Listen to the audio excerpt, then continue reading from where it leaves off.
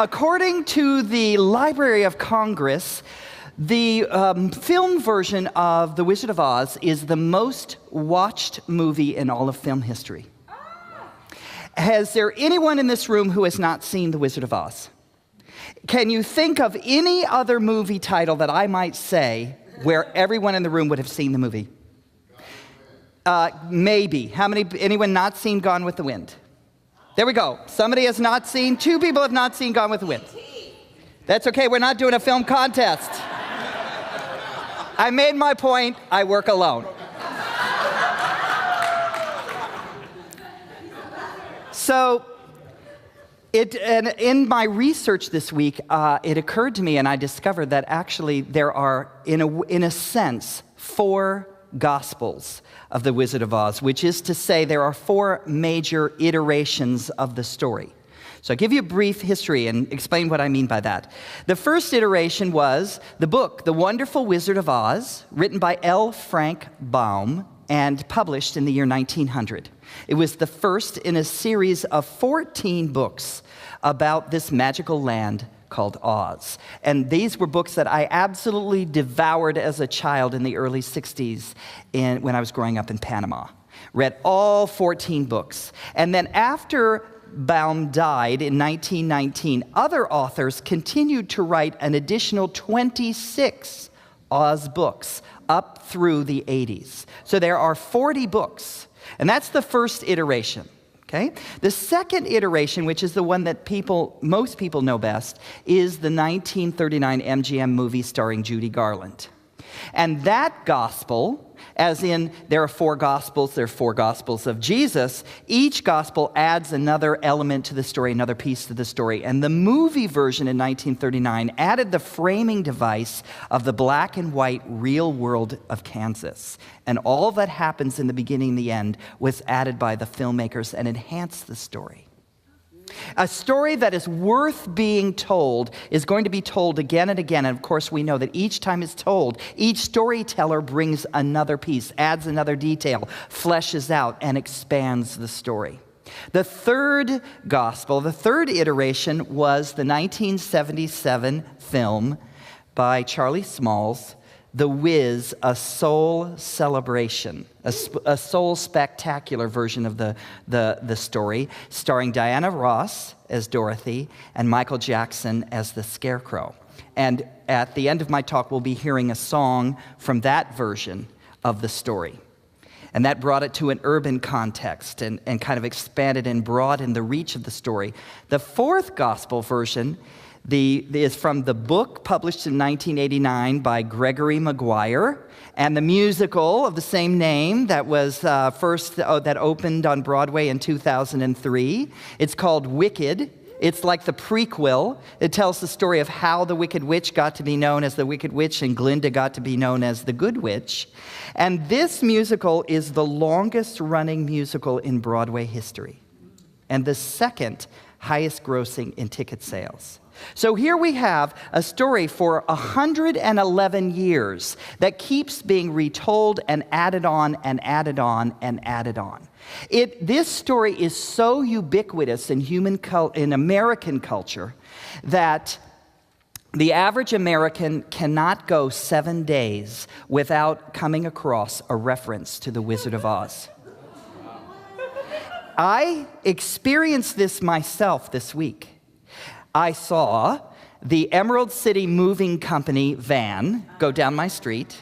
I was at the gym. I was reading the May issue of Vanity Fair magazine. I open it. The first thing you see is a big picture of Judy Garland as Dorothy and an article about her comeback concert in the 60s. And I went to eat in one of my favorite local restaurants in my neighborhood, Rusty Pelican, and on the wall is a whole wall dedicated to those commemorative plates of The Wizard of Oz because someone in that restaurant, one of the owners no doubt, is crazy for The Wizard of Oz. Now, as you go forth, you will find that there are references. And how can have we not heard, I have a feeling we're not in Kansas anymore? Lions and tigers and bears, oh my.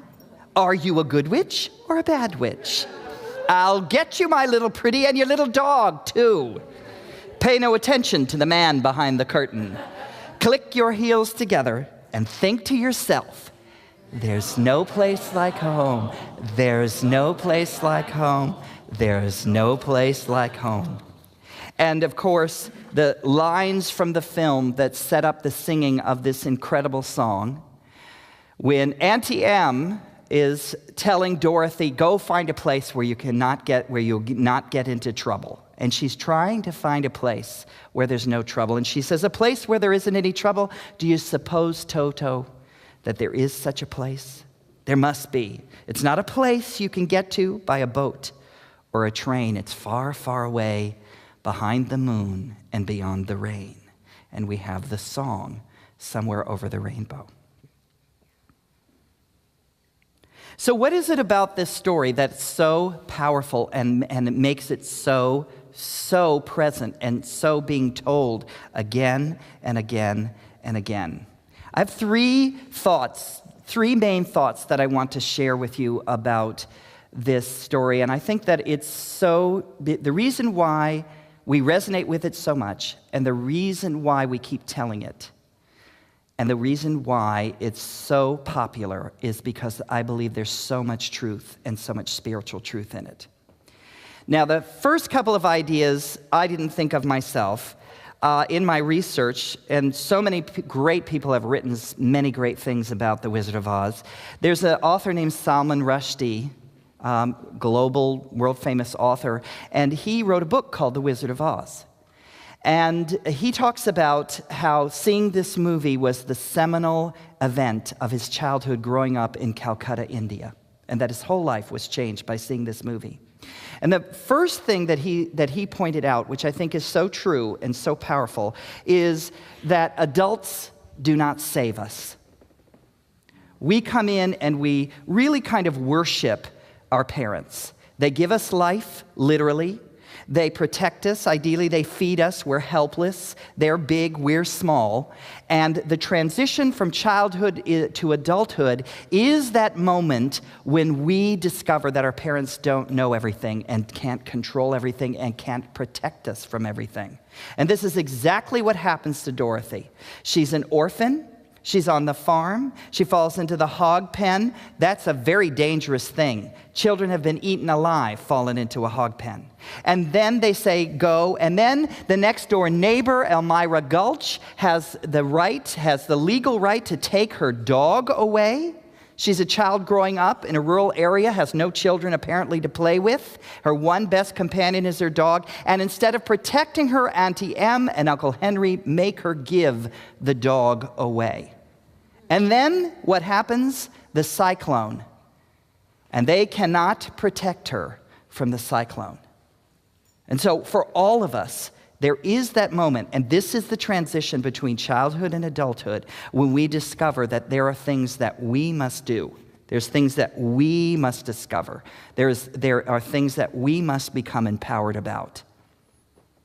And all of us go through that. It's the maturing process. What would we think of a person who never left home and who never changed and never tested, never challenged the ideas or what was received from the parents? This is something that we are all called to do. And this powerful truth for us here in this life is that only we ourselves can make our own journey. You know that this is true. You must walk the walk of your own life. No one can walk it for you. This is the growing up process. And it's so powerfully described in this story. Think about those moments in your childhood when you discovered that adults don't know everything. This moment really came for me when I was 13. And my father had a heart attack. My older brother ran away from home, which was a very sane response to the situation.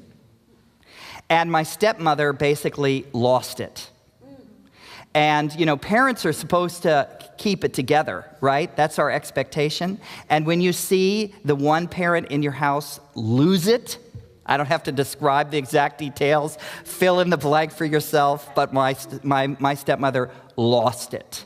So my father is in the hospital, my older brother is gone, and it's like a cyclone had come into the house. And I had to discover, I had to mature. I had to move forward. I had to find a place of taking care of myself in a particular way. And I think all of us have that at some point in some way. The yellow brick road spirals out. It spirals out. It sends us out into the world of effects. That's the symbolism of the yellow brick road. So there's another story that is resonant. This is the hero's journey, and we all take this. We all begin in innocence. We have some crisis. For Dorothy, it's the taking away of her dog and the cyclone. And then there is this journey, and that is where the hero meets their evil doppelganger, in this case, the Wicked Witch, and goes on a quest and attracts allies and friends and discovers for herself or himself what they are capable of. That's the hero's journey, and it's perfectly described and perfectly played out in The Wizard of Oz. There's another story, modern story, that's very like this, and it's Harry Potter. And in the Harry Potter story, Harry is also an orphan who is misunderstood by his adopted parents. And he enters into an alternative world. And his hero is also a wizard, right? What's the wizard's name? Dumbledore. And he also meets his evil doppelganger, who is Voldemort. And both the Wicked Witch and Voldemort want absolute power over all of creation. And that is evil. That's what evil is trying to have power over everyone and everything. So that's the first point, that all of us, we are required by this life that we are living to walk the journey ourselves. And we must leave the home of our parents at some point. We have to leave that protective cocoon. The second point that I loved discovering through Salman Rushdie was that, and this idea, to complete that this is when children begin to grow up, is discovering that adults don't know everything. The second idea is we're all looking for happiness. We're all looking for that place that seems like it's beyond the rainbow and past the rain, of where we are safe and where there is joy. So who would not like to wake up in a Technicolor world where you're an instant hero because your house has fallen and killed the dictator of the Munchkins, and now the Munchkins are adoring you, and the good witch comes down in a big pink bubble and gives you magical shoes and sends you on a glorious quest to find the wizard, the wonderful wizard who will solve all of your problems, and where you meet the enemy and the whole thing? Who would not want to be on that journey? I want to share with you, and it's so fascinating because in another narrative, in the Christian narrative and in the Islamic narrative and some of the others, what that place of peace and happiness is called heaven. And it's ruled over by a loving and benevolent intelligence which knows everything about everything and is in some ways like a wonderful wizard. It sounds like heaven, right?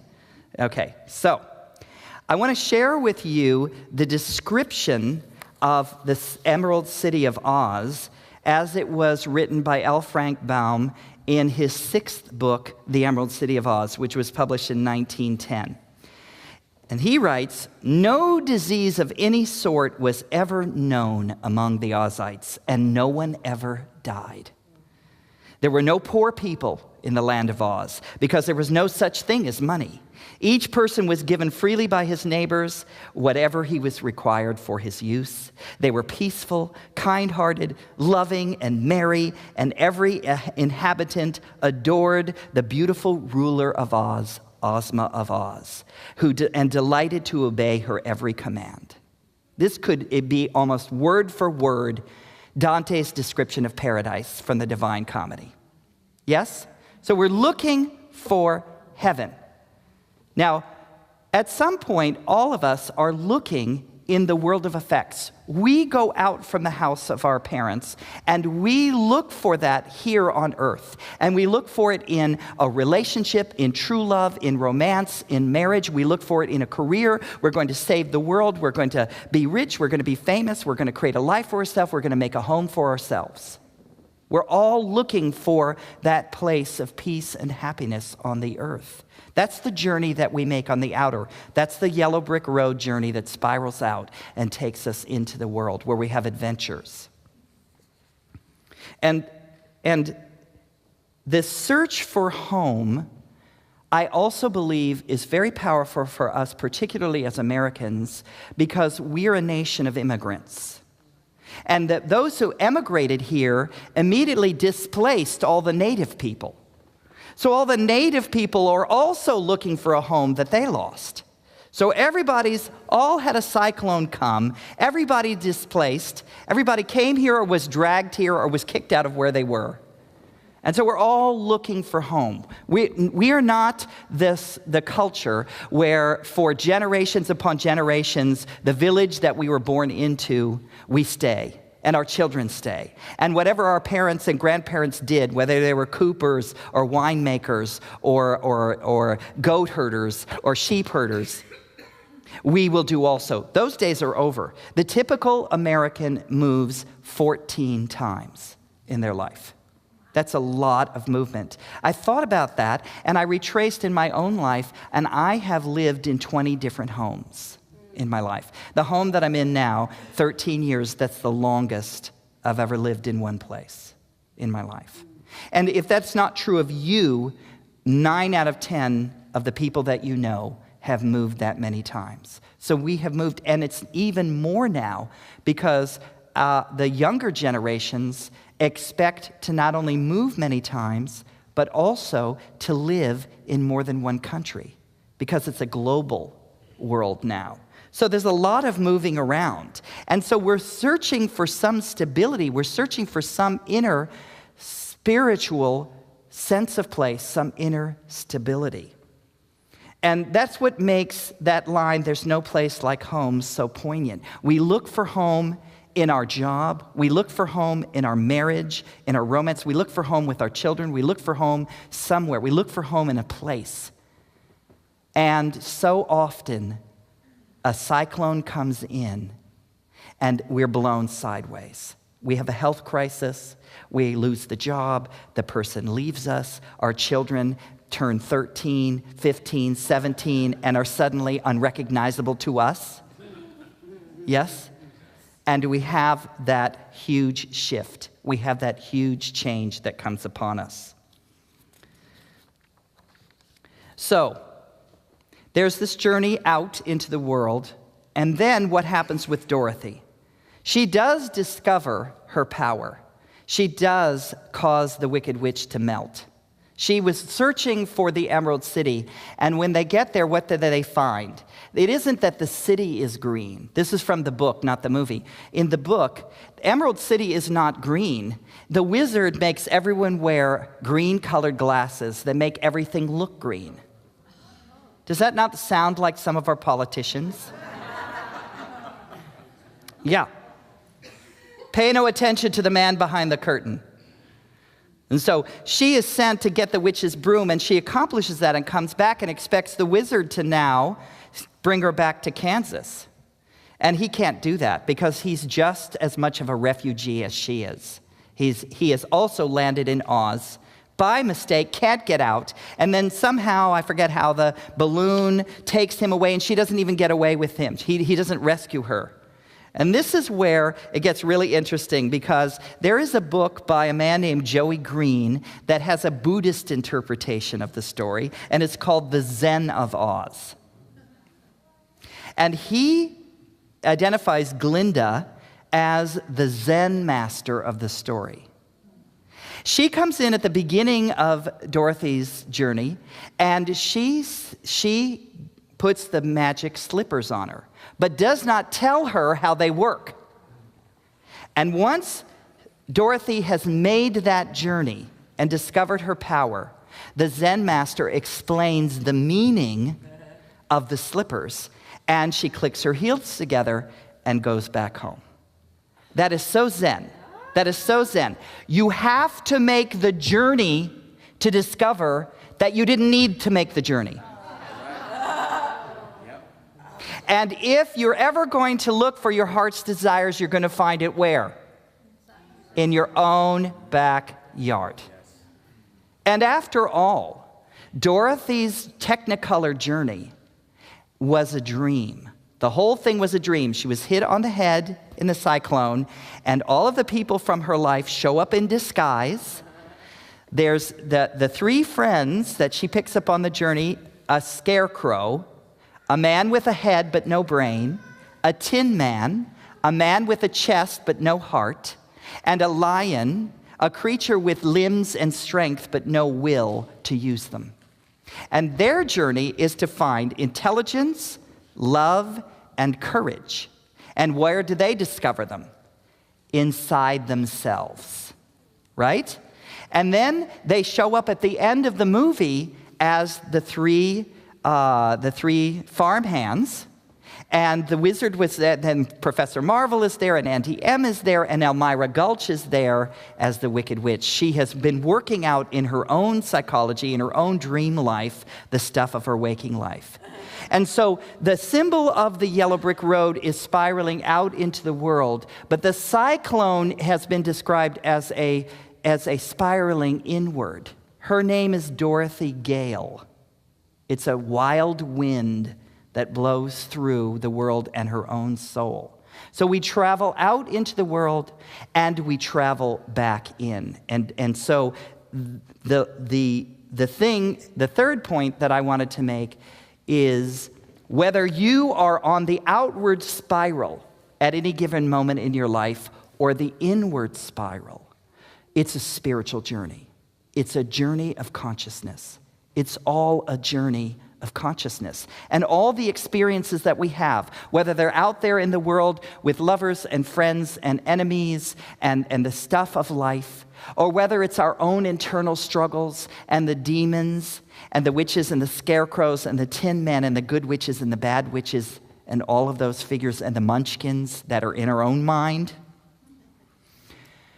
it's all about what we are learning as souls. It's all about what we are learning as spiritual beings. We make a journey and we make a return. And that is the truth of all heroes. They make a journey out and they make a return having learned something essential, something important, something valuable that they bring back to share with the rest of life. L. Frank Baum was a member of the Ramayana Theosophical Society in Chicago and was known to agree with the Theosophist beliefs about karma, reincarnation, and the Hindu teaching that life is a quest for spiritual enlightenment.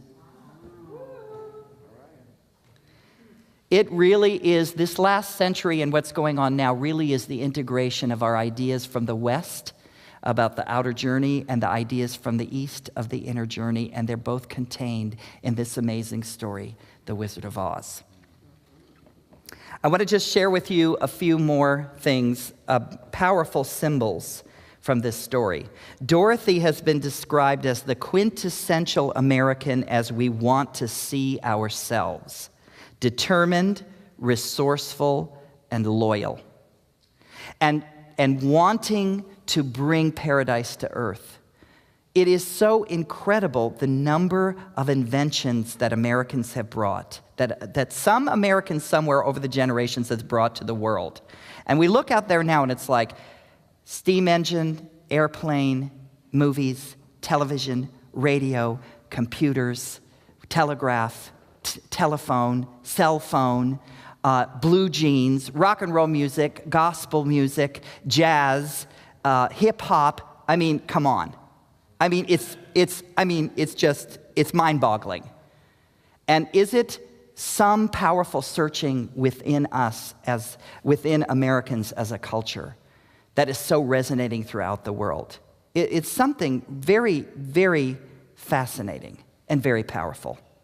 And so Dorothy is that individual, a hero who is looking for meaning and looking for home. She wants to go away from home, and as soon as she's on the way out there from home, she wants to come back to Auntie Em.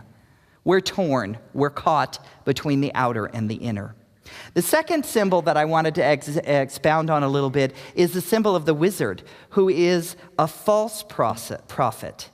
He's a politician who tells the listener whatever he wants to hear. He's an untrustworthy authority figure. Does he not remind you of some of our presidents? Yes. And so every 4 years, as a society, we try and elect a wonderful wizard who tells us what we want to hear and who will promise to fix all of our problems. And we put that on that person, and we put that on the person. Yeah? So we've got the wizard thing going. We've got the wizard thing going. And I wanted to say also about the friends, the Tin Man, the Scarecrow, and the Cowardly Lion. These are symbols of how we are seeking to build character. We want to be the better people. We want to be the wiser. We want to be the more spiritual. We want to be the spiritually mature people that we know we can be, and we have these great examples of. And that's why we look to the Mandelas and the Martin Luther Kings and the Mother Teresas and the Dorothy Days and the pick your heroes. People who are incredible examples of characters. Well, we all are Tin Men. We're all scarecrows. We're all cowardly lions. We're all trying to discover the good and the good that we can bring into life. And I think that's also why we resonate so strongly with this story. So, as children, we have that moment when the cyclone comes and we're kicked out of the safe environment, and we must discover for ourselves, and we must make the journey ourselves. We're all seeking heaven. We're all seeking some kind of heaven. We may be seeking it on the outer in the material, which is perfectly fine. We must make that journey until we discover that we never needed to make the journey. And then there is that third piece about how it's all the spiritual journey that we are on. We're all on a spiritual journey. We're all, whether the journey is inward or outward, it's all about the soul making. It's all about the character building that's going on. Another thing that has been pointed out about The Wizard of Oz that I love is it really does affirm the goodness of human nature. We have a good nature. We're seeking the good. If it wasn't in us, we couldn't even imagine the Emerald City. If it wasn't in us, we couldn't even imagine that there was a place of peace and power. And we try and control it and make it out there, and sometimes we can, for a time, make it happen. But also, it exists within us, and as we accept it, as we allow it to arise within us, we are truly fulfilling our call as souls upon the earth. I invite you to take a look at the picture of Dorothy on the cover of the program. Such potent and exquisite longing for the home, for that beautiful land beyond the rainbow. That is who we are. And I know that as we awaken, the scales fall from our eyes, and we see that all the people that are around us, like Dorothy when she wakes up, are beautiful and lovely and wonderful companions on the path, that we're right where we need to be, doing exactly what we need to be doing, and that Emerald City is right here, and that wizard that's going to solve everything is the Spirit of the all-good that lives in each and every one of us. And that is the way that we come home. So I'm going to lead us in a little prayer here.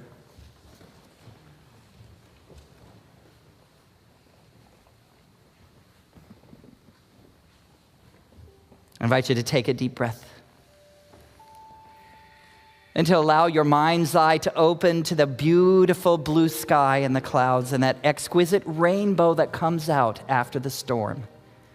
That incredible demonstration of how exquisite the light is, that as it's seen through drops of water in the air, refracts and becomes the beautiful colors. This is a world of astounding beauty in which we abide. And as we open to the beauty of life without, we also simultaneously are opening to a beautiful world within. I invite you to feel the beautiful rainbow nature of your own soul and your own spirit. Breathe in the delicious energy of the air, the very atmosphere which is filled with power that animates our whole soul, our whole body, and our whole being. We are truly never alone. There is mighty power within us to cause to melt the things that trouble us, our fears, the witches and the demons and the flying monkeys. It's our own soul, our own courage, our own intelligence, our own heart, our own ability to love, which conquers every seeming opposing energy. So I claim for each person here some wonderful forward momentum, some wonderful opening to the glorious land of good in which we currently abide, and to the strength and power that exists within us and all of the beloveds who journey with us, tin men, scarecrows, cowardly lions, good witches, munchkins, all the people who surround us with their struggles and what they are opening to. And I know for each and every one of us that home that we are seeking is right here and right now. It is glorious, it is beautiful, it is perfect, it is lovely, all is well, and so it is.